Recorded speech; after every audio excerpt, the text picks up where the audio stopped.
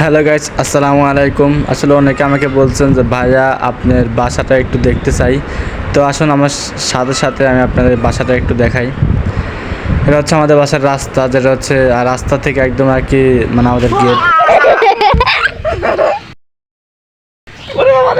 দেখেন হঠাৎ করে পিছলে পড়ে গেলাম, অনেক আগে ব্যথা লাগছে আমার। এটা হচ্ছে আমাদের বাড়ির হচ্ছে মেন গেট, যেটা হচ্ছে একটা গেট থাকে।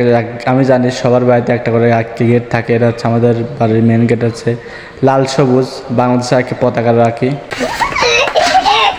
এটা হচ্ছে আমাদের বাড়ির উঠান। আজকে অনেক বৃষ্টি হয়েছে জন্য উঠান হচ্ছে কাদা হয়ে গেছে, দেখতে পাচ্ছেন।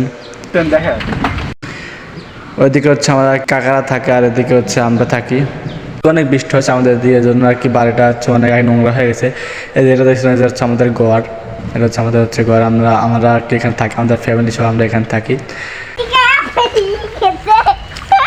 আর যে হচ্ছে পিসির দুটা দেখতেছেন, এটা হচ্ছে আমার ভাতিজি আর কি ভাইয়ের মেয়ে, দুটাই অনেক কিউট, দেখেন কি সুন্দর হাসি।